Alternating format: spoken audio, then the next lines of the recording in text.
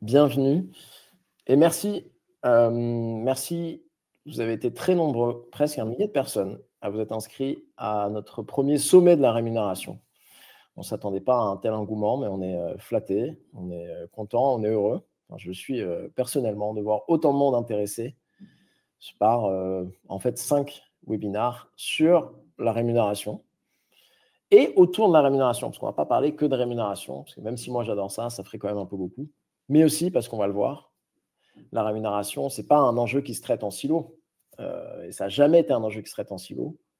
Et demain, ça le sera encore moins. Alors, avant de se lancer dans le premier thème de ce premier webinaire, pourquoi est-ce que demain, ce sera encore moins un enjeu, la rémunération, un enjeu juste isolé? Je vais vous raconter une petite anecdote d'une entreprise que je connais très bien. Une entreprise de plusieurs milliers, une grande entreprise, plusieurs milliers de salariés. Cette entreprise, ils ont des représentants du personnel qui sont, je pense, assez avancés sur pas mal de sujets, dont ce sujet de l'équité et de l'égalité salariale. Ils ont demandé aux responsables RH en France un audit de la rémunération et de l'équité au sein de l'entreprise en disant, nous, on veut vérifier, on veut s'assurer que les gens soient payés de manière équitable et que les gens, des augmentations, etc., sont faits de manière équitable. Et se basent sur des critères objectifs. C'est ce qu'a fait l'entreprise. Elle a dit, regardez, on vous fait un rapport, un état des lieux de nos écarts de salaire à poste égal et entre hommes et femmes. La plupart des décisions sont basées sur des niveaux de seniorité, sont basées sur des entretiens annuels, des scores de revue de performance. On est bon, tout est objectif. Circulaire, rien à voir, entre guillemets. Et qu'est-ce qui s'est passé? Les élus ont dit, OK, merci. Mais maintenant, si vous nous expliquez que tout est fait de manière objective parce que vous prenez les décisions de salaire sur la base des résultats des entretiens annuels, nous, ce qu'on veut, c'est que l'an prochain, et on veut que ce soit dans un accord, on puisse auditer notre process de revue de performance pour s'assurer qu'il est équitable, objectif, non sexiste. Et donc, c'est ce qu'ils ont mis dans l'accord et c'est ce qu'ils sont par ailleurs en train de faire. Donc, si vous voyez cet exemple, c'est que le sujet d'entrée, c'était la rémunération. C'est montrez-nous que la rémunération est équitable.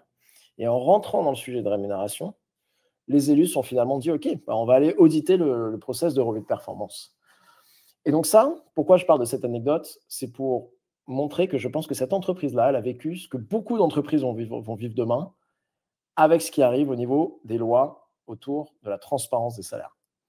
Alors, on va beaucoup en parler, ça va être un peu en fil rouge, et évidemment, on en parle beaucoup parce que je pense que ça a beaucoup changé la manière dont les entreprises doivent aborder la rémunération. Les entreprises vont devoir faire quelque chose qu'elles ont peu fait historiquement, peu eu à faire, se justifier de ces décisions de rémunération. Et donc, quand les entreprises vont devoir se justifier des décisions de rémunération, qu'est-ce qui va se passer? Elles vont le faire en utilisant plusieurs choses. C'est des choses que les entreprises font déjà, en fait, mais vont devoir encore plus faire demain. Elles vont devoir se baser sur la politique salariale. Comment on décide de payer tel métier plutôt qu'un autre? Comment on se positionne par rapport au marché? Est-ce qu'on veut payer au marché? Est-ce qu'on veut payer en dessus, au-dessus, en dessous? Est-ce qu'on veut payer la même chose dans toutes les villes de France ou est-ce qu'on veut faire des différences par localisation? Donc ça, c'est un élément classique que font les entreprises qui vont devoir faire demain. Le deuxième, et on en reparlera dans la journée parce que c'est un des sujets, je pense, le plus sous tension actuellement, référentiel de métier, à quel point on veut faire des différences de traitement entre les métiers, référentiel de niveau. Les sujets de pesée de poste, on en parle pas mal dans le webinaire juste après, vous verrez, vont être mis sous tension parce qu'il y a cette notion de travail de valeur égale, elle va beaucoup revenir sur le tapis. Et donc ça, il va falloir que cette base-là soit solide. Et enfin, et ça nous amène au webinaire du jour, beaucoup des décisions de salaire sont déjà basées, mais vont être encore plus basées demain, sur le résultat des entretiens annuels, le résultat des évaluations de performance ou de potentiel, on va en parler aujourd'hui. Et donc, comme je l'explicitais avec cette anecdote, en rentrant par le sujet de la rémunération, c'est beaucoup de systèmes RH et de fondamentaux et piliers RH qui vont être mis sous tension. Et donc, ça nous amène au sujet du jour. On commence avec le sujet de pourquoi la transparence salariale, la rémunération, c'est fortement lié avec le sujet des entretiens annuels et des revues de performance. Moi, je crois l'avoir expliqué avec cette anecdote. C'est quelque chose qui est déjà le cas maintenant et qui va être encore plus mis sous tension demain.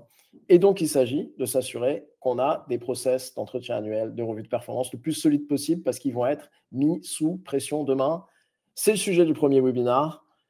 J'arrête mon monologue qui était beaucoup trop long. Clotilde, Jessica, merci de venir aujourd'hui. Est-ce que vous pouvez vous présenter? Clotilde, je te laisse te présenter. Clotilde, on ne t'entend plus. Est-ce que c'est bon maintenant? Ouais, c'est bon. Parfait. Bonjour à tous, ravie d'être ici. Donc, je m'appelle Clotilde, je fais partie de la société Talent. Pour ceux qui ne connaissent pas, c'est un regroupement de 3 produits. Donc, Javelot sur la performance, Kiwi sur le système RH, SIRH et Recruti sur la partie ATS. Et je m'occupe de toute la partie France.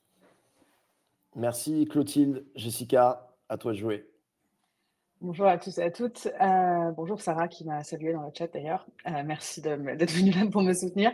Je suis Jessica, je suis associée chez Blue Maze. On est une agence spécialisée dans le recrutement des profils tech et RH.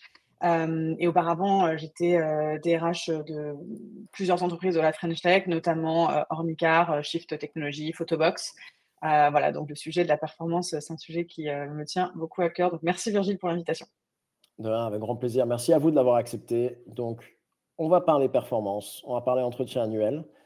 Avant de le faire, un peu les règles housekeeping, comme on dit au Texas, il y avait la question, quand est-ce qu'on peut poser des questions? Vous pouvez déjà commencer à poser les questions. D'accord? Il y a certaines questions qu'on va prendre en live. Vous pouvez les poser dans le chat.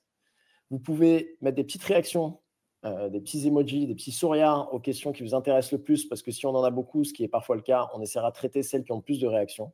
On les traitera en continu et en tout cas, on aura 10 à 15 minutes à la fin pour traiter les questions qu'on n'aura pas traitées en continu. Donc voilà pour les règles. N'hésitez pas à les poster. On va poster aussi quelques sondages. N'hésitez pas à y répondre. Ça nous donne du grain à moudre pendant le webinaire. Alors, comment on a dit qu'on allait faire cette session sur les entretiens annuels? On s'est dit, on va un peu amener des débats sur des sujets assez chauds des entretiens annuels. On va amener 2 débats et on va faire 2 sections un peu sur des conseils actionnables. Donc voilà un peu comment on va aborder ce sujet des entretiens annuels, toujours avec ce prisme, les entretiens annuels demain vont devoir de plus en plus servir à alimenter les décisions de salaire et il va falloir être de plus en plus transparent sur le contenu, le déroulé, le process de ces entretiens annuels, surtout s'ils servent à justifier des décisions de salaire. Mais avant de rentrer là-dedans, quand on parle revue de performance, entretien annuel, c'est quoi un peu vous, votre réaction par rapport à ce sujet-là, Jessica, d'abord? Bon, déjà, j'aimerais bien qu'on sorte de l'entretien annuel pour commencer. Moi, je milite plutôt pour faire le plus d'entretiens possible. Je trouve que le rythme annuel n'est pas le bon. C'est une obligation légale, mais nous, on a un problème en RH, c'est qu'on est lié par, voilà, on est poussé de faire des choses à cause de certaines obligations légales. Et la performance, pour moi, c'est lié intrinsèquement à la stratégie d'entreprise, certes qui se prévoit sur une année, sur plusieurs années, mais est-ce qu'on n'est pas tout le temps en train de refaire des reforecasts financiers, etc. Donc pour moi, en fait, il faut que l'évaluation de la performance soit aussi régulière que la révision du budget, par exemple. Je doute qu'on fasse ça qu'une fois par an, une fois tous les 3 ans. Donc déjà, il y a ce point-là vraiment aligner les évaluations, aligner la gestion de la performance, parce qu'au-delà des évaluations, il y a aussi la définition des objectifs, qui est un vrai sujet, parce qu'avant de parler d'évaluation, il y a déjà qu'est-ce qu'on a prévu comme objectif. Et donc ça, de l'aligner avec la stratégie de l'entreprise, la culture de l'entreprise, et pas se dire juste, voilà, j'ai fait un entretien annuel, je suis RH, j'ai lancé mon process dans mon petit outil et je considère que le boulot est fait. Et on reviendra là-dessus, notamment cette dernière partie.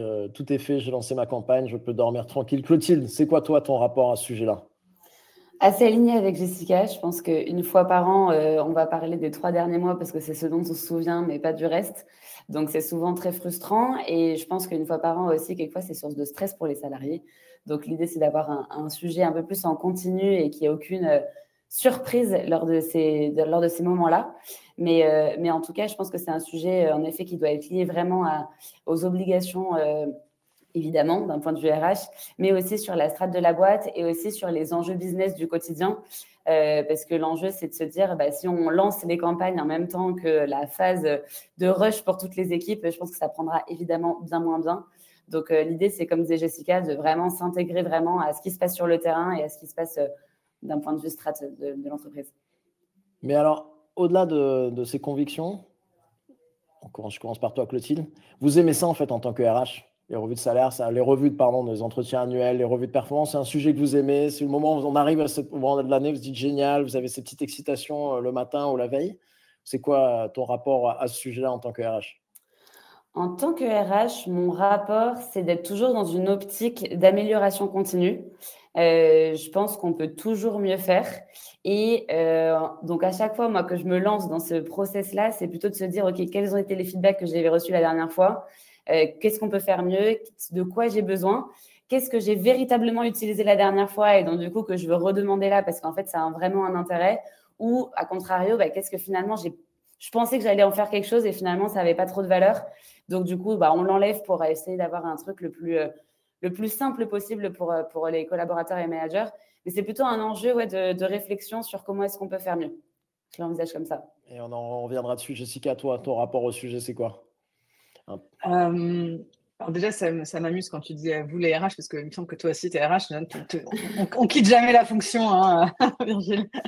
Je pense que c'est un moment, effectivement, où on fait une vraie photographie de la performance. On est tous, qu'on soit dans une entreprise privée, publique, dans une association, on a tous besoin que notre entreprise atteigne ses objectifs. Donc, c'est vraiment un rituel pour moi qui est hyper vertueux. Et récemment, en fait, j'ai vu des entreprises où les gens étaient contents d'y aller. Donc, parce que justement, c'était le moment où on parlait de rémunération de façon très libre. Il n'y avait pas d'autres rituels pour ça. Bon, je ne sais pas si c'était la meilleure raison pour aller en entretien. Et nous, d'ailleurs, après, on a essayé de redresser un peu ça et d'un point de vue culturel, de se dire, en fait, c'est le moment du feedback. C'est un des rendez-vous du feedback. On veut développer le feedback en continu et l'entretien. On en avait 4 par an, donc ça nous aidait aussi. Hein. Du coup, on avait quelque chose d'écrit, de sanctuariser, où on allait pouvoir faire du feedback, et aussi le moment où les collaborateurs étaient invités à donner du feedback sur leur manager. Et ça, dans une optique de transparence, parce que c'est le sujet du jour, c'était très sain. C'était pas simple parce qu'il fallait aider les gens aussi à faire ça, à faire du feedback, notamment les collaborateurs qui n'avaient pas forcément l'habitude d'eux, qui avaient peut-être peur de ce feedback non anonyme. Mais ça donnait des résultats plutôt intéressants, et on va en reparler après aussi sur le rôle du manager dans cette évaluation. Et je vois le point de Sophie, je réagis juste. L'entretien annuel n'est pas obligatoire. En revanche, il y a un devoir, un droit et un devoir de l'employeur d'évaluer les compétences des salariés, d'évaluer le travail des salariés. Si on est entre RH aujourd'hui, on le sait tous, lorsqu'on a notamment des sujets de sous-performance, si on n'a pas d'entretien, on va être bien embêté. Donc, il y a effectivement cette pratique de faire un entretien annuel. Moi, c'est pour ça aussi que je recommande d'en faire le plus possible, parce que pour alimenter des dossiers de sous-performance, on va avoir besoin de beaucoup de données. Et on le sait, la documentation, c'est toujours ce qui fait défaut. Alors, ça nous fait une bonne transition pour le sujet d'après, mais avant, si moi je me permets, parce que en tout cas, mon rapport à ce sujet-là, il est un peu paradoxal. Moi, j'ai une vraie relation haine-amour de cette période d'entretien annuel, plus que n'importe quel autre sujet en RH. Pourquoi haine? Parce qu'en fait, franchement, dans ma carrière, ça c'est souvent le moment le plus tendu de l'année, le moment où il y a beaucoup de tension, le moment où il y a beaucoup de charges de travail, bosser tard, finir tard les calibrations, préparer à l'époque les fichiers Excel ou revoir, s'assurer que le système soit à jour. C'est sûrement le moment le plus chargé de l'année, donc un peu ce côté épuisant, c'était souvent en février-mars, mais quand même amour, parce que je pense personnellement que les revues de performance, l'entretien annuel ou biannuel, et les revues de salaire, c'est le moment où en tant que RH, on peut avoir le plus d'impact sur le business et le plus d'impact sur l'équité, s'assurer que les gens qui méritent d'être reconnus sont reconnus, les gens qui méritent d'être récompensés le soient. Et donc, je trouve qu'en tant que RH, c'est le moment où on disait, OK, c'est le moment où on doit être au top de sa forme, parce que c'est le moment où on peut impacter l'équité de la boîte. Ça nous fait rentrer dans le premier débat. Le premier débat, c'est, alors, est-ce que la notion du score et de la note d'entretien annuel? Alors ça, c'est un sujet qui revient souvent. Est-ce que vraiment on doit avoir une note? Est-ce qu'on doit avoir un score, une évaluation finale ou pas? Avant ça, je vous propose un petit retour dans le temps de l'historique très bref de cette notion de note. En fait, il faut savoir que si on fait un historique un peu simplifié des entretiens annuels, historiquement, ça a beaucoup été inspiré du système militaire, historiquement. Et quand on arrivait dans les entreprises à instaurer ce système-là, il y avait un peu 3 scores, 3 notes qui étaient utilisées. Il y avait les gens qui étaient aux attentes, les gens qui étaient au-dessus, les gens qui étaient en dessous. Il y a eu progressivement une évolution, et je vous fais de manière un peu simplifiée, mais ça marche quand même. Ensuite est arrivée la notion de dire il faut rajouter un niveau, et notamment avec la popularisation du terme A-player star, sont arrivés à la notion de il nous faut identifier nos A-players, nos stars, le 5% de la population qui est exceptionnel. Et donc, on va introduire une notion de score score exceptionnel. Donc ça, c'était un peu l'évolution. Et ça reste, que je pense, ces 4 scores-là restent les scores les plus utilisés au sein des entreprises en majeure partie. Une évolution qu'on a vue un peu par la suite, c'était l'arrivée d'un 5e niveau. Là, c'est du niveau entre aux attentes et en dessous des attentes, qui était un peu légèrement en dessous, qui arrivait pourquoi?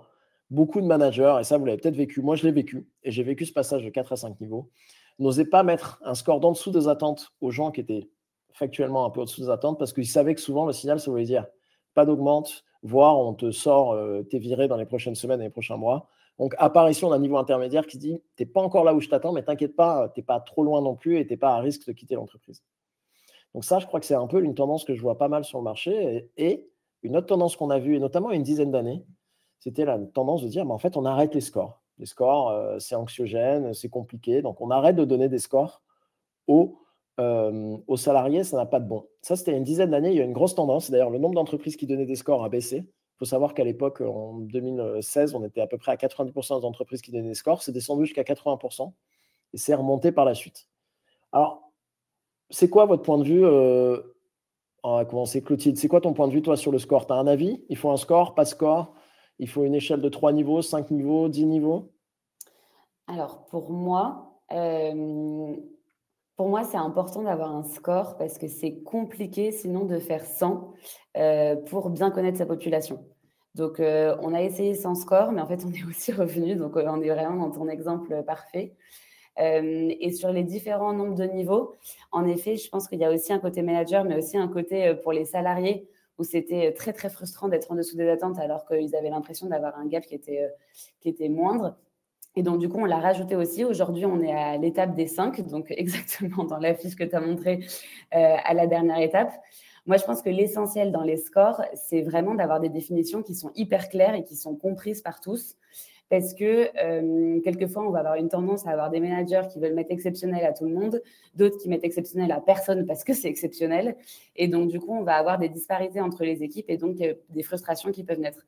Donc, pour moi, quel que soit le niveau, enfin, le nombre de niveaux de score qu'on veut mettre, l'essentiel, c'est vraiment de donner des bonnes définitions qui soient claires et entendues par tous pour qu'en fait, on ne se pose pas trop la question. Et l'idée pour moi, j'aimais pas trop qu'il y ait trop de scores, enfin trop de granularité, parce que je trouve que quelquefois, du coup, on commence à négocier sur est-ce que je suis un peu en dessous, un peu beaucoup, un peu machin, etc. Alors que le vrai sujet, c'est en fait comment je vais prévoir mon plan d'action pour me développer. Et donc, l'idée, c'est d'avoir des définitions les plus claires possibles, c'est d'éviter ce passage de négociation qui, pour moi, a peu de valeur parce qu'en fait, on va créer des frustrations avec le collaborateur souvent. Et le vrai sujet, c'est comment on se développe pour arriver aux attentes. Donc voilà, mais partager sur les scores, on en a besoin, je pense, à l'échelle de l'entreprise quand on a beaucoup de salariés. Mais il y a un enjeu d'être vraiment très clair sur ce que ça veut dire pour éviter cette négociation un peu qui n'est pas très pertinente. Jessica, t'en dis quoi? Ouais, totalement en phase. Nous aussi, on est sur une échelle de 5 en interne. C'est l'échelle que j'ai le plus souvent connue. Ça permet d'être justement, plus la population demande, d'avoir des vraies différences aussi. Et je te rejoins, Clotilde, l'importance de donner les définitions et de donner vraiment des guidelines. Alors, je sais qu'il y a une tendance, je crois que notamment c'était Amazon qui faisait ça, où il y avait des pourcentages très, très définis de exceptionnel, au-dessus, conforme, etc. Et je vois quelqu'un qui dit dans le chat, je crois que c'est Cataline, qui parle de quand on est conforme, on est moyen. Ça, c'est un biais peut-être qu'on peut avoir culturellement. En fait, conforme, c'est pas la moyenne, c'est conforme aux attentes. Il y avait des attentes et tu les as atteintes. Donc, c'est déjà pour moi, c'est là où on devrait avoir le plus de monde, en fait. Dans une entreprise qui va bien, au-dessus des attentes, c'est quand même qu'on est déjà dans quelque chose où on a dépassé ses objectifs. Donc, c'est là où il faut être assez lucide, assez pragmatique dans l'évaluation. En plus, on a un enjeu aussi d'équité. On connaît tous des managers qui sont fiers de dire qu'eux, ils sont très durs dans leur évaluation et que quand on est conforme avec moi, déjà, c'est top. Non, en fait, il faut qu'on régisse tout ça au niveau d'une entreprise et pas par rapport à un type de métier. Voilà, qu'on ait vraiment cette échelle qui soit la plus pragmatique et la plus lucide pour tout le monde. Le fait de ne pas avoir de score du tout, je pense que ça fait partie un peu de ces tentatives, notamment dans les entreprises libérées, j'imagine, que ça devait être quelque chose de lié. Pas que entreprises libérées, c'est intéressant parce que par exemple, une entreprise qui en avait beaucoup fait parler, c'était Adobe à l'époque. Ils ont dit on arrête les scores parce que, un peu sur le point que disait Clotilde, ça cristallise, et un peu ce que dit Katharina, ça cristallise la perception. Les gens oublient ce qui est important, c'est qu'est-ce qu'il y a à améliorer, qu'est-ce que tu fais très bien, quel plan d'action, et ils se restent focalisés sur ce score, avec toujours, les sciences sociales le montraient, ce que disait Katharina, un côté, on se ramène à l'école. En fait, on tient le score. Le score, c'est on a 14 sur 20, on a 12 sur 20, on a 8 sur 20 et on oublie tout le reste. Et donc, des gens ont dit qu'il faut s'en éloigner. Alors, moi, je trouve ça super sain. Par ailleurs, comme beaucoup d'idées, elles me paraissent très saines à la base. Mais je vais expliquer les déviances et pourquoi certaines entreprises en sont revenues, et notamment avec le prisme de la transparence des salaires. Donc, toujours, à chaque fois, on regarde en fil rouge, notamment demain, si on doit utiliser... et il y avait une question là-dessus, on y reviendra. Mais si on doit utiliser le résultat des entretiens annuels pour faire de la différenciation, pour choisir qui est plus augmenté ou pas et qu'on n'a pas de score à la fin, qu'est-ce qui se passait dans les entreprises qui ont enlevé le score? J'ai vu 2 cas de figure quand on a creusé ça. Ça m'a beaucoup intéressé il y a une dizaine d'années. Un cas de figure de certaines entreprises qui disaient je leur disais, mais en fait, ok, très bien, pas bien de perdre le score. Comment vous faites les augmentations? Comment vous gérez les augmentations? Qu'est-ce qui se passait? C'est que ces entreprises-là se retrouvaient, en fait, c'est un peu le manager qui décide. Mais il décide comment? Il choisit qui est le plus important dans l'équipe, qui a le mieux bossé. Donc, en fait, on retombait sur des notions de performance, mais cette fois qui étaient opaques, pas factualisées. Et donc, ok, on n'avait plus de score en entretien annuel, mais en fait, on se retrouve à faire des décisions différenciées et opaques et un peu discrétionnaires au moment des revues de salaire. Et ça, c'était risqué à l'époque, risqué maintenant. Ce sera encore plus risqué demain. Donc, pour moi, ce choix-là, il n'est pas faisable. Le deuxième choix, est ce que faisait Adobe notamment, et d'autres entreprises, c'est qu'ils ne faisaient pas de score d'entretien annuel, mais au moment des revues de salaire, ils posaient un questionnaire à chaque manager avec pas mal de questions du type si vous deviez choisir une personne dans votre équipe, qui vous choisiriez? Si vous deviez choisir comment distribuer le bonus à 3 personnes, qui vous pouvez permettre le moins de voir partir de votre équipe? En fait, ils posaient plein de questions et ça a sondé la criticité des gens et le niveau de performance des gens. Et derrière, ils utilisaient ça pour les déterminations d'augmentation de salaire. Donc, quelque part, c'était une sorte de score, mais en back-office, en fait. Exactement. Et si on repense à ce prisme de demain, de transparence. Demain, la loi arrive, les employés ont un droit à l'information, on y revient dans la session d'après. On doit dire comment je suis payé comparé à mes collègues. On leur explique qu'ils sont peu payés ou qu'ils ont une augmente plus faible. Il va dire pourquoi. Si on leur dit, on a un process, mais on ne peut pas trop t'en parler, ça ne marchera pas. Et donc, il faudra expliciter ce process. Donc, c'est pour moi que pas de score, souvent, je vois la beauté du truc, mais je vois aussi le risque quand derrière, ça crée du biais sur les entretiens annuels. Et donc, moi, je suis assez d'accord que c'est assez risqué, cette notion de pas de score. On t'a évoqué quelque chose tout à l'heure, Jessica, qui était la notion de distribution forcée, ou comme on l'appelle au Texas, encore une fois, le stack ranking. C'est-à-dire de dire, moi, je veux avoir 5%, souvent ce qu'on voit, 5% de personnes exceptionnelles, 20-25% de personnes au-dessus des attentes, 60-65% la majorité aux attentes et 5% en dessous. Et c'est ce qu'il faut qu'on ait dans l'entreprise, quoi qu'il arrive. C'est quoi votre avis là-dessus, sur la distribution forcée? Je commence par toi, Jessica, tu l'as mentionné. Oui, alors on avait évoqué en préparation, on évoque souvent la courbe de Gauss, vu qu'elle arrive dans les commentaires. Moi, je trouve ça assez de la même manière qu'il faut donner les guidelines pour les évaluations, de se dire que on peut pas avoir plus de 60% de gens au-dessus des attentes ou exceptionnels. Enfin, donner un peu une distribution, alors sans forcer le truc, parce que je crois savoir effectivement que les exemples qu'on a en tête où on avait on en a parlé la semaine dernière, en fait, cet exemple justement où on forçait les gens à être finalement peut-être potentiellement sous-perf, alors que objectivement, ils n'y étaient pas, mais on n'était pas dans les pourcentages, donc on devait un petit peu mécaniquement les mettre dans le rank d'en dessous. C'est pas vraiment le sens, je pense, positif de l'évaluation de performance, et on va pas réussir à l'expliquer. Pour le coup, on va pas réussir à le justifier, vu qu'on parle de transparence. En revanche, se dire qu'il y a quand même une distribution un petit peu suggéré, conseillé, enfin je dirais plutôt là-dessus. Je pense à ma dernière expérience où on s'est retrouvé sur un trimestre avec 50%, non pardon, plutôt 40% des gens qui étaient aux attentes et on avait 50% des gens au-dessus. Ce qui n'était pas logique, c'est que l'entreprise elle-même n'était pas au-dessus des attentes. C'est-à-dire qu'on n'avait pas collectivement explosé nos objectifs. Donc il y a ça aussi, remettre en perspective cette courbe potentiellement avec où est-ce qu'on en est. si on a un an de retard sur la roadmap, comme j'ai pu voir déjà, il n'y a pas de raison que l'équipe tech soit collectivement à 120% de ses objectifs. C'est pas très logique tout ça en fait. Donc moi, je relie beaucoup cette performance individuelle et performance de département à la performance de la boîte en elle-même pour qu'on soit cohérent. Je voyais notamment dans les commentaires, il y avait le sujet de payer au marché versus payer sur la performance. Moi, je trouve ça assez dangereux parce que en fait, nos ressources sont pas inépuisables et finalement, les budgets qu'on a, ils sont aussi liés à la performance de l'entreprise en elle-même. Donc, se dire juste, je paye des gens parce que c'est le marché il peut s'effondrer, on le voit depuis 2 ans. Donc, lier vraiment tout ça à la performance de l'entreprise me semble être sain. Donc, typiquement, les commerciaux, je pense, voilà, où là, c'est assez chiffré, assez évident. Mais c'est vrai que sur la tech, notamment, regarder un petit peu où on en est du delivery globalement et répartir le pourcentage, on va dire, des différentes évaluations là-dessus. Clotilde, un avis sur la distribution forcée? Ouais, moi, j'aime pas trop le principe non plus de la distribution forcée, parce que quelquefois, on a des équipes où ça se passe pas bien, et donc, du coup, il faut qu'il y en ait plus qui soient en dessous, et à contrario, comme le disait Jessica, des équipes où tout se passe bien, et donc, du coup, on a envie de mettre un peu plus.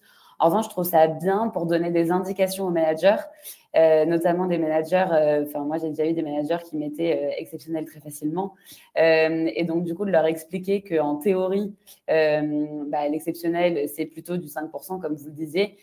J'ai vu dans ses yeux qu'il s'est dit « Ah oui, en fait, je n'avais pas du tout compris que c'était vraiment de l'exceptionnel. » Et donc, juste donner cette indication aide à comprendre, en fait, qu'est-ce que ça veut dire. Enfin, ça remet un peu plus de sens aux définitions qu'on avait données. Donc, je trouve ça bien en guidelines, mais sans que ce soit forcé.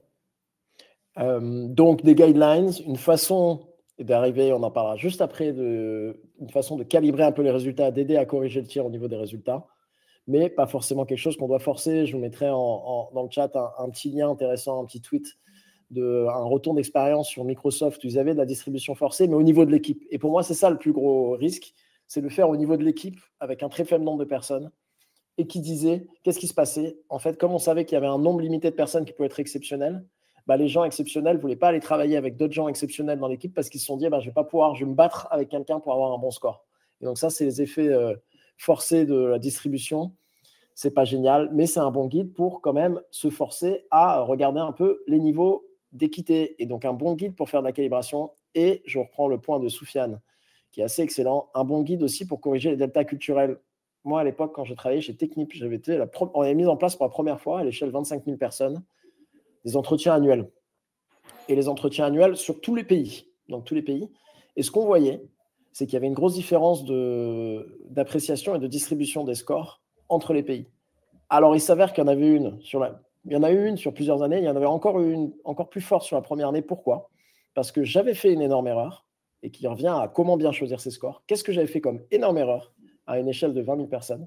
C'est que j'avais dit que les scores, c'était A, B, C, D. Donc, on avait 4 scores A, B, C, D. Moi, ça me paraissait logique de mon point de vue. Qu'est-ce qui s'est passé? Certains ou certaines peuvent le pressentir. C'est qu'il y a des pays où A, B, C, D, c'est les scores qu'on reçoit à l'école.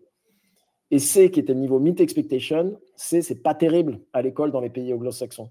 Donc, qu'est-ce qu'on a vu avec mon énorme bêtise? C'est que les pays, notamment à culture anglo-saxonne ou certains pays comme le Moyen-Orient, en fait, c'était inacceptable de donner à quelqu'un un C. Et donc, on revient à l'importance de bien choisir ses scores et de ne pas faire mon erreur. Donc, distribution forcée, non. Un bon guide pour maintenir l'équité, oui. Ça nous donne quelques billes. Et justement, ça nous fait un bon lien sur comment est-ce qu'on peut garantir l'équité.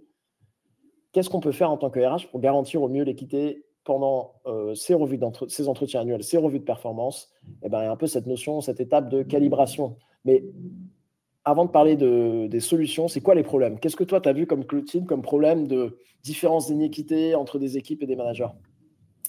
Ouais, je pense qu'on est plusieurs à avoir vu ça, mais moi, j'ai déjà observé des managers qui vont toujours demander plus pour leurs équipes en se disant je vise la lune, je tomberai dans les étoiles, en gros. Et donc, du coup, des managers qui vont vraiment demander énormément. À contrario, d'autres managers qui ont conscience potentiellement que la perte de l'entreprise n'est pas géniale. Et donc, du coup, ils vont se dire, en fait, moi, pour me positionner bien face à la direction, je vais montrer que j'ai compris l'enjeu de l'entreprise. Et donc, du coup, je vais demander très peu pour tout le monde. Et donc, du coup, on va avoir des écarts très différents entre deux managers. On a aussi j'ai observé des managers qui ont peut-être plus d'historique, on sont plus proches de la direction. Et donc, du coup, savent qu'est-ce qui a pu se faire par le passé, savent les exceptions qu'il y a eu, etc., etc. Et donc, du coup, forcément, ils vont s'infiltrer dedans très facilement. Donc, voilà, c'est des biais de management, de savoir, en fait, qu'est-ce que je demande aussi avec ces biais personnels. Est-ce que je demande plus? Est-ce que je demande moins? Comment je me positionne, etc. Donc, beaucoup de biais, j'ai pu observer. Et donc, un des moyens de corriger ce biais, Jessica, la calibration, moment important, responsabilité importante pour les RH. Il y a Raphaël justement qui parle d'alignement entre managers. En fait, pour moi, ça sert à ça, la calibration. Et aussi œuvrer pour de la transparence déjà au sein de la communauté de managers.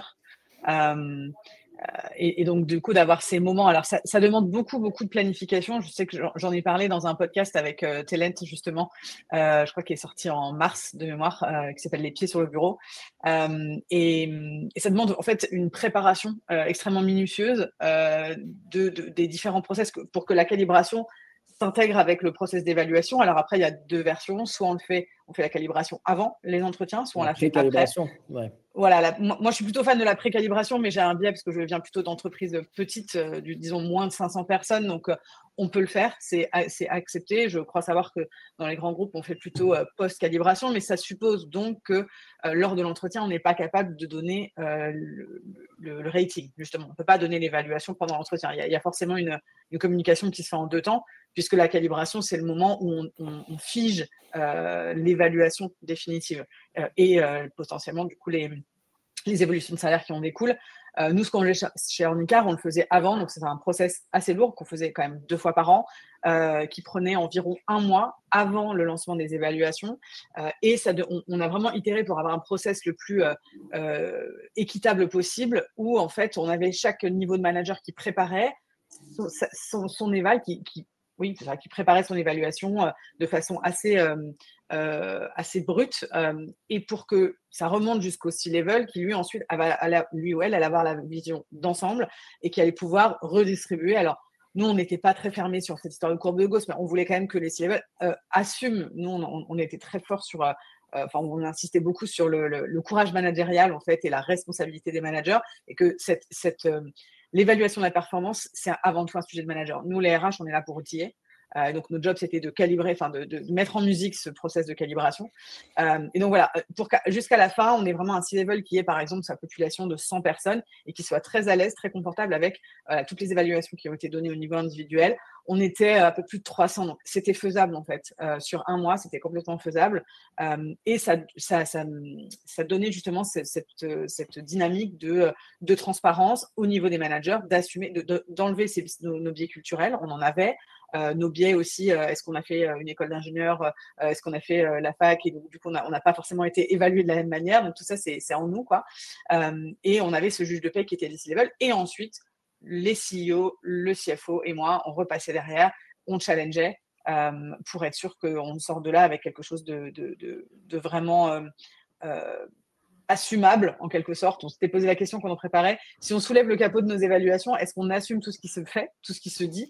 Et nous, c'était très important, en fait, dans un esprit de candeur radicale, de transparence, qu'on assume, en fait, et qu'on n'ait pas ce côté décision prise sur un coin de table, comme on peut avoir un peu ce ressenti quand on est salarié. Ouais, ça, c'est toujours un bon garde-fou de savoir si on est en train de faire des choses à peu près justes et équitables, que ce soit dans la rémunération. Je le dis souvent, il faut se comporter comme si demain tous vos salaires et toutes vos décisions salariales fuitaient. Est-ce que vous êtes capable de les assumer? C'est un peu la même chose sur Je dis pareil en recrutement, en fait. Tu vois, en recrutement, on avait le RGPD qui nous a forcé aussi à se dire, potentiellement, si je demande accès à l'ATS, est-ce que les recruteurs vont assumer tout ce qui est écrit dans l'ATS? C'est exactement la même chose, en fait. Est-ce qu'on peut faire rapidement? Il y a une question. Ouais, vas-y.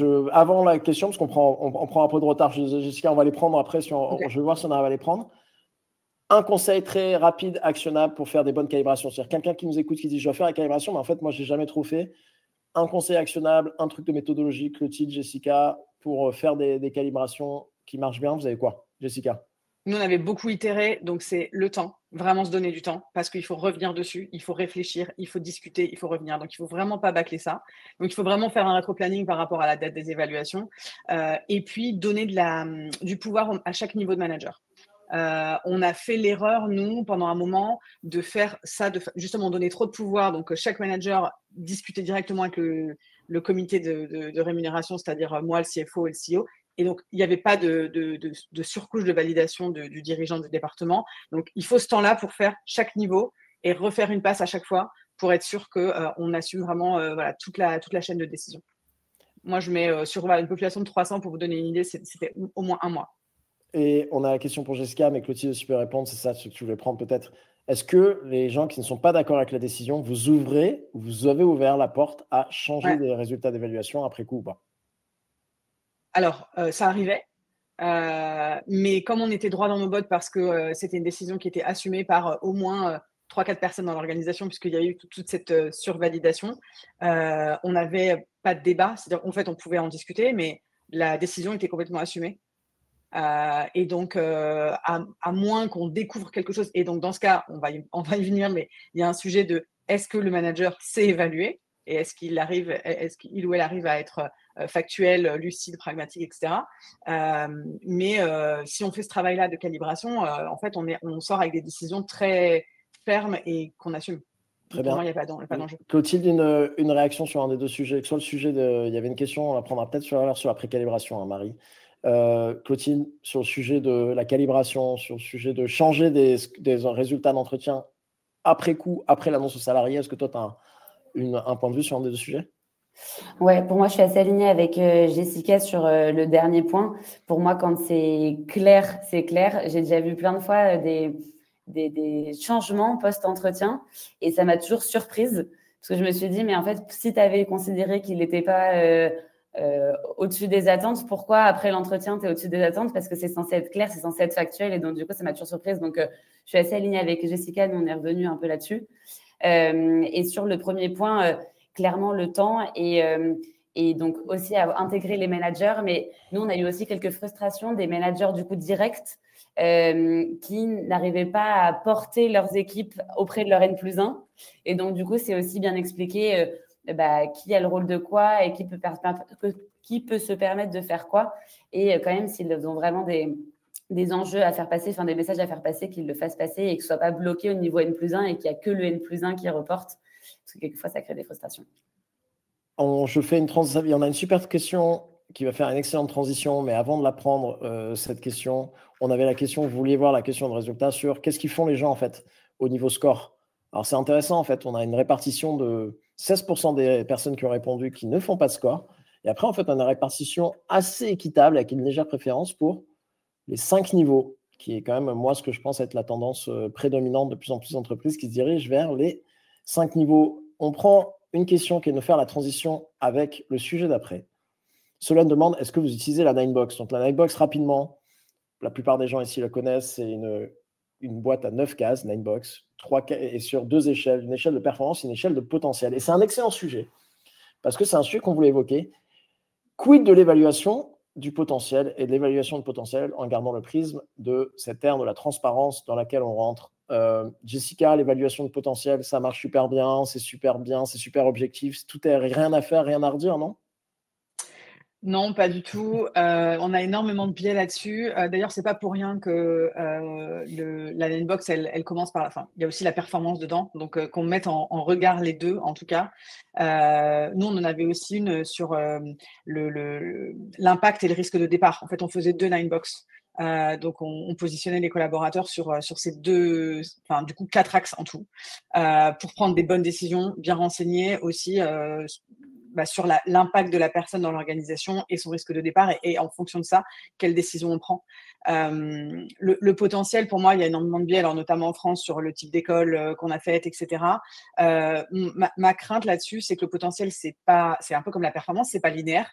Donc, idéalement, il faudrait l'évaluer tout le temps. Comment on l'évalue? Est-ce qu'on sait donner les éléments à part, tu as fait les secs, qui est un peu limité, mais en vrai, c'est souvent ça. Et ce que j'ai souvent observé et qui m'inquiète beaucoup, c'est le fait de brûler les gens, en fait, de les mettre dans des situations parce qu'on dit qu'ils sont au potentiel. Voilà, notamment, tu as fait les secs, tu commences dans un job hyper stratégique dans l'entreprise.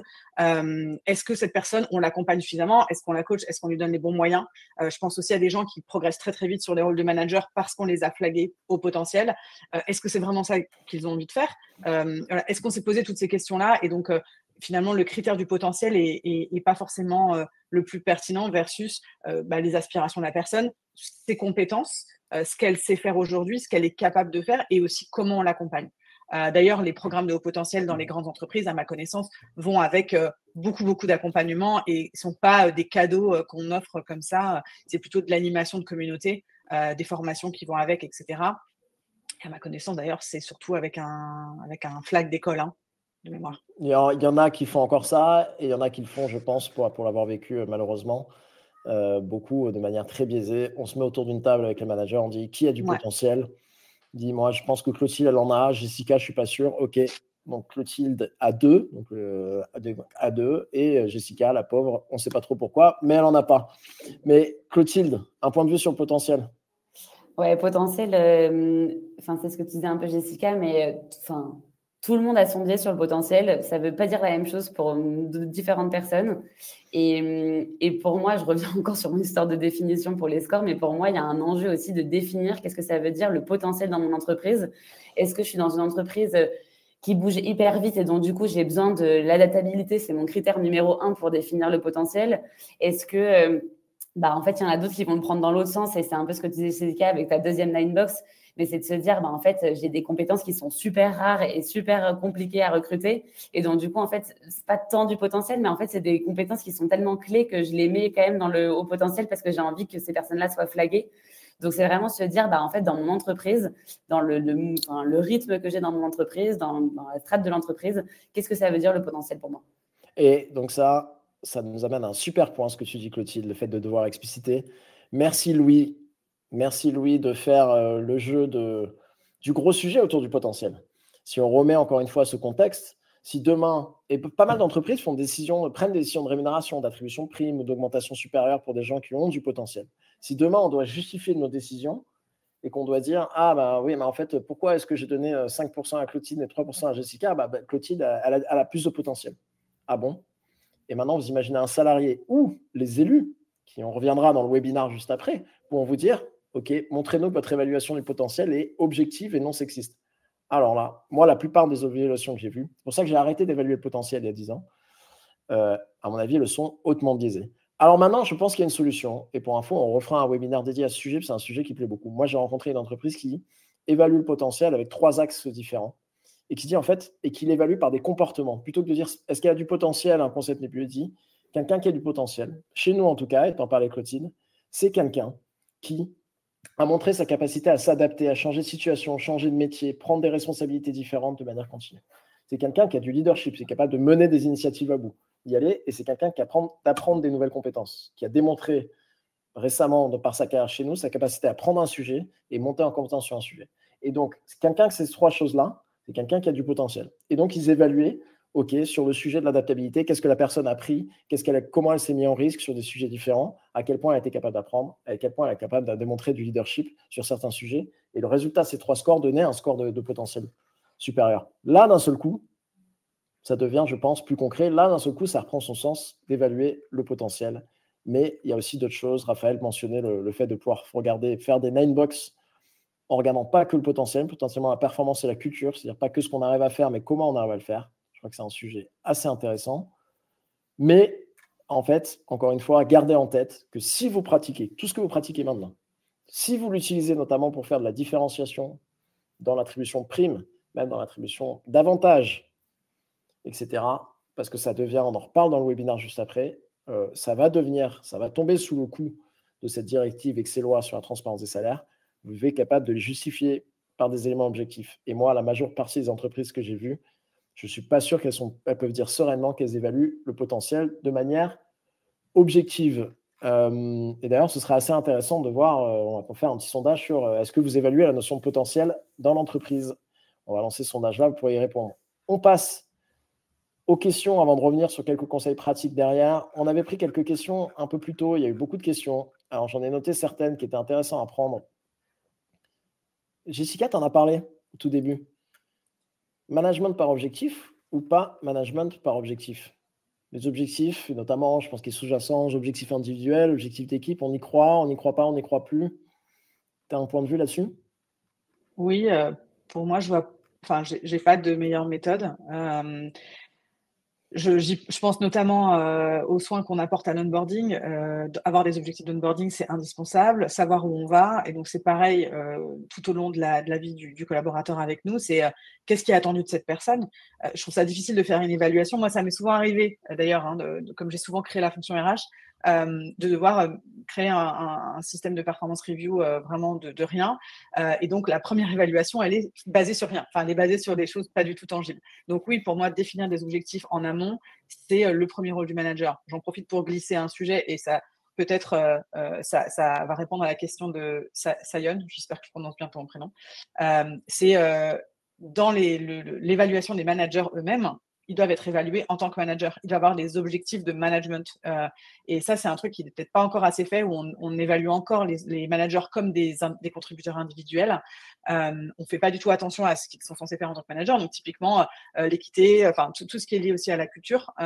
Donc, le leadership, le courage managérial. En fait, si on a défini que c'est ça le rôle du manager, on va devoir, et on va pouvoir et devoir les évaluer dessus.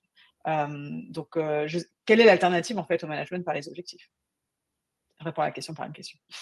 C'est une excellente. Clotilde, tu as un avis là-dessus, sur ce sujet, les objectifs, des yeux ou pas?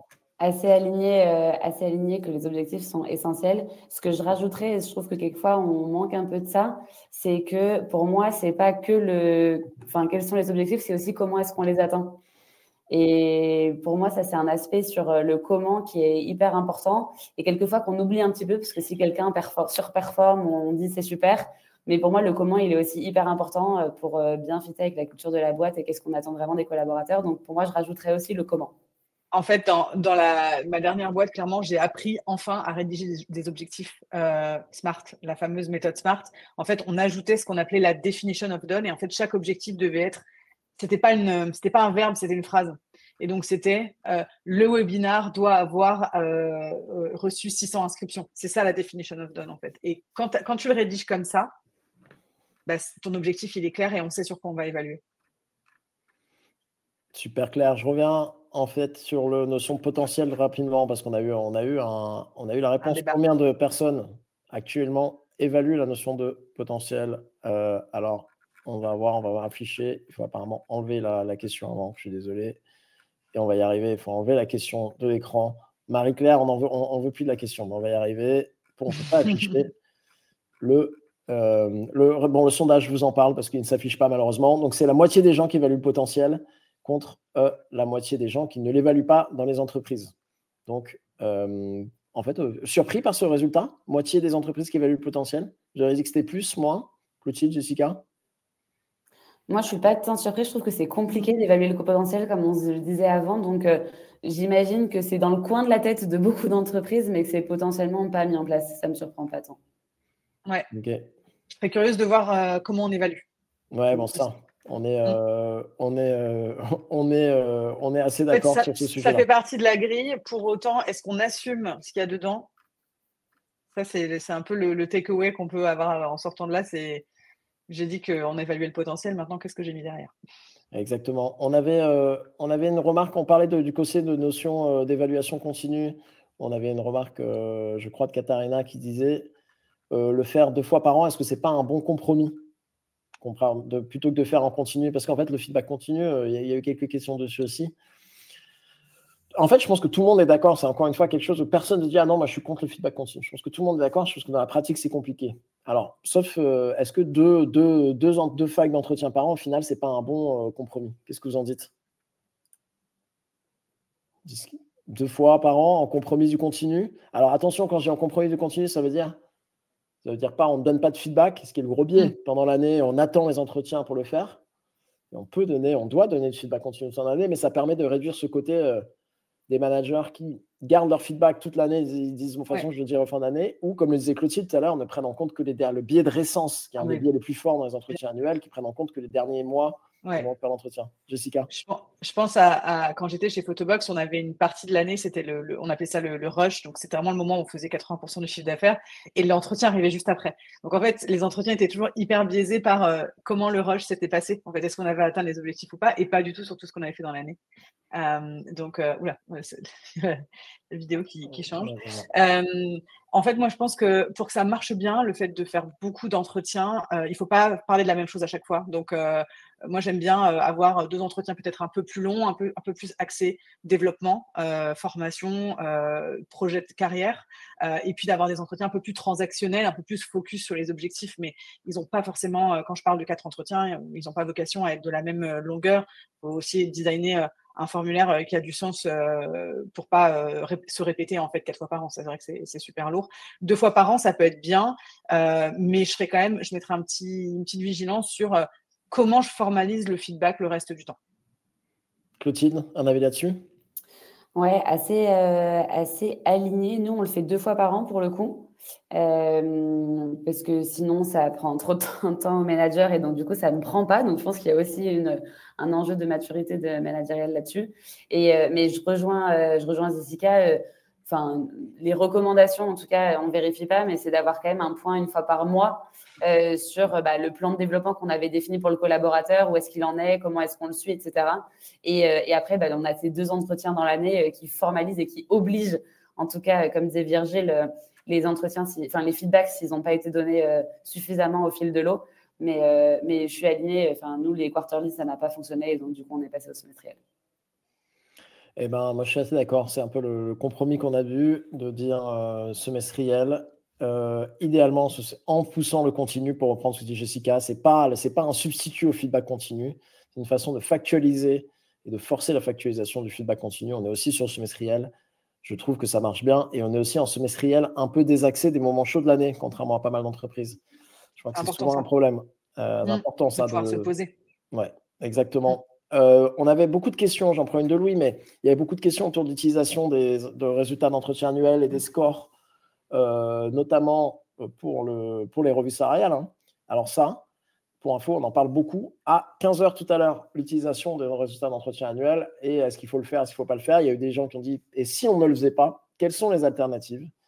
On en parlera un peu cet après-midi. Dans le chat, Megan a partagé un peu plus tôt, je ne sais pas si vous l'avez vu, côté Jessica, le playbook, donc le guide interne qu'utilisé par Revolut sur la gestion de la performance. Je vais cliquer, je vais le garder. Ouais, Je vais le alors garder super précieusement. intéressant. Et donc, intéressant de voir comment eux, ils ont une culture de sur-récompense de ce qu'ils appellent les A-players. On revient à ce qu'est les A-players. Pour eux, c'est 15% de la population qui ont des budgets d'augmentation largement différents, un traitement largement différent. Donc, c'est assez intéressant d'aller voir leur culture. Ça ne veut pas dire que c'est quelque chose auquel j'adhère. Pour le coup, je ne suis pas très aligné culturellement, mais en tout cas, ils sont très transparents sur comment ils gèrent. Et ils font des revues de salaire qui ne se passent pas forcément sur la performance. On en parlera à 15h cet après-midi. On est revenu, il y a eu pas mal de questions. Est-ce qu'on peut revenir maintenant sur la précalibration? Il y avait Marie qui avait une question sur la précalibration. Je vais revenir dessus. Alors, Jessica, tu en avais parlé tout à l'heure, la précalibration. Qu'est-ce que tu peux un peu développer, Clotilde, si tu le fais aussi, preneur de feedback, mais ça ressemble à quoi cette précalibration? Franchement, on en revient toujours à la même chose. Hein. La façon dont on fait les évaluations, c'est vraiment lié à la culture de l'entreprise. Nous, ce qu'on était en train de faire à l'époque dans ma précédente boîte, c'était vraiment de remettre le manager au centre, de donner beaucoup de pouvoir aux managers. On avait beaucoup investi sur cette fonction, sur leur formation. Donc, on avait envie que leur évaluation soit au centre. Ça ne voulait pas dire que celle du collaborateur n'était pas intéressante, mais on n'allait pas prendre des décisions basées là-dessus. Donc, on voulait aussi que le manager soit capable d'évaluer tout au long de l'année et d'avoir une photo de la performance vraiment à l'instant T. On a tous connu ça en tant que RH, les managers qui viennent dans le bureau pour dire il faut sortir cette personne qui a eu des bonus tous les ans, qui a été augmentée, qui a été promue, etc. Et en fait, voilà, nous, on voulait vraiment que ça ne se passe plus du tout et on voulait que les managers prennent des décisions très fortes, très clivantes potentiellement, mais c'était encore une fois lié à la culture. Je vous invite à googler Culture Code Ornicar si c'est encore disponible. Mais voilà, on était vraiment, Virgile, tu connais bien parce que tu nous avais accompagnés à l'époque, et on avait vraiment envie de mettre le manager au centre. Donc, curieuse aussi de savoir ce que ça veut dire, du coup, la self-evaluation. En fait, nous, ce qu'on voulait, c'est que on découvre rien dans les entretiens. Parce qu'on faisait des feedbacks, on avait des revues one-one chaque semaine, on avait des entretiens tous les trimestres. Donc, le manager ne devait pas découvrir, par exemple, un nouveau projet, une réussite particulière de son collaborateur, parce qu'en fait, il le suivait tellement, c'était l'idée en tout cas, que il savait exactement comment positionner son collaborateur en termes de performance. On prend une toute dernière question avant de passer sur le conseil final. Il nous reste très peu de temps. Clotilde, est-ce que tu t'intéresses à cette question? Comment on fait pour le manque de courage managérial? Les gens qui n'osent pas prendre des bonnes décisions. Est-ce que toi, tu as des tips? Il y a là-dessus des choses que tu recommandes? Ouais, pour moi, la première recommandation, c'est d'en parler. Parce que quelquefois, les managers n'ont même pas conscience qu'on leur demande ça. Donc, pour moi, c'est qu'ils aient conscience que c'est un critère d'évaluation pour leur management. Et comme je crois que Jessica en a parlé tout à l'heure, mais pour moi, il faut évaluer les managers sur les compétences managériales et le courage managérial est clairement une compétence managériale. C'est un super point d'évaluer les managers ils ne sont pas que des contributeurs individuels, ils ont des responsabilités de management. Et d'ailleurs, si on pouvait faire juste en manière très rapide, il s'affiche maintenant le résultat du questionnaire, mais si on pouvait faire de manière très rapide, est-ce que vous avez un avis sur le fait de faire évaluer les managers dans le cadre de l'entretien annuel, pas leur manager, par leurs équipes? Pour, contre, pouce haut, pouce bas, Jessica, Clotilde, mitigé? Pour, bon. C'est ce que je disais par upward feedback. En fait, nous, on prévoit vraiment même quelque chose de rédigé. En fait, pour que la question soit de quoi tu as besoin de ma part en tant que manager et qu'on soit vraiment dans une démarche radicale de transparence. Superbe. Alors, un dernier conseil pour la route avant qu'on passe on arrive avec les 6 sur le sujet des lois à venir en rentrant dans le détail des lois et de ce qui contient. Un dernier conseil, on a pas mal de gens dans l'audience qui se préparent à arriver à cette période d'entretien annuel. La plupart le font entre décembre et février. C'est quoi votre conseil? Si vous aviez un conseil à donner à l'audience, un truc auquel quoi penser, ils n'ont peut-être pas pensé, ça serait quoi? Clotilde, vas-y, qu'est-ce que tu en as en tête? Premier conseil, c'est de se dire, là, si demain, tout est transparent, est-ce que je suis à l'aise ou pas? Ouais, ça, je trouve que c'est un super garde-fou pour voir son process. Et encore une fois, ça a un peu la tendance du monde vers lequel on va. Jessica? Conseil, recueillir le feedback des managers sur la façon dont votre process d'éval est déroulé aujourd'hui et s'inspirer de ce qu'ils pensent et de façon quantitative et pas juste qualitative à la machine à café, mais vraiment de faire un sondage auprès des managers sur qu'est-ce que vous pensez du process d'éval, qu'est-ce qui est bien, qu'est-ce qui est moins bien, en fait en mode qu'est-ce qu'on garde, qu'est-ce qu'on améliore, etc. C'est important que nous, les RH, on soit un peu comme des account managers de nos clients internes. Je suis complètement d'accord. Et si je devais en partager un, j'en ai plein. Malheureusement, on n'a pas le temps, on n'a jamais le temps que l'on veut. Mais si j'en ai un que je devais partager, moi, j'ai dit au début du webinaire que je trouve que c'est un des moments où, en tant qu'RH, on peut avoir le plus d'impact. Moi, je trouve qu'il y a un outil dans la boîte à outils des RH qui a le plus d'impact pour aider les managers à ce moment-là, c'est le jeu de rôle. Pour tous les managers qui vont devoir annoncer une mauvaise nouvelle, qui vont devoir annoncer un score d'en dessous des attentes, qui vont devoir annoncer, on en parlera tout à l'heure à 15h, aucune augmentation, ce genre de choses, c'est de proposer à ces managers de faire un jeu de rôle. Ok, je me mets en tant qu'RH, en tant que la personne à qui tu vas l'annoncer. Allez, on y va, montre-moi que tu sais mener la danse pour les préparer à ce moment-là, pour s'assurer qu'ils vont être le plus préparés possible. Le jeu de rôle, je trouve ça vachement fort. Et je trouve ça vachement fort de le faire en tant que RH, ça a beaucoup d'impact. Demain, je sais qu'il y a au moins une entreprise qui travaille dessus, ce sera sûrement la puissance de ChatGPT version vocale ou immersive vidéo et de l'IA générative pourra aider à préparer, pour avoir les managers ou un coach personnalisé pour faire ces jeux de rôle. En attendant que ce soit là, je trouve qu'en tant que RH, c'est une des choses sur lesquelles pour avoir le plus d'impact. Merci beaucoup Clotilde, merci beaucoup Jessica pour votre participation sur ce premier webinaire. Merci vraiment à vous deux. Merci beaucoup. Merci à toute vous l'audience. Toutes les sessions seront en replay. Les slides, le peu de slides qu'on a partagés seront partagés. Gardez en tête, et sur le mot de la fin, un peu ce que disait Clotilde, la trame de fond, on va vers une ère de la transparence, on va vers une ère où la rémunération va être de plus en plus au cœur des préoccupations de vos salariés et vous allez devoir vous justifier de vos décisions, beaucoup sur la base de vos entretiens annuels. Il faut que ceci soit le plus objectif et le plus sûr possible. Ce sera ce mot de la fin. Merci à tout le monde.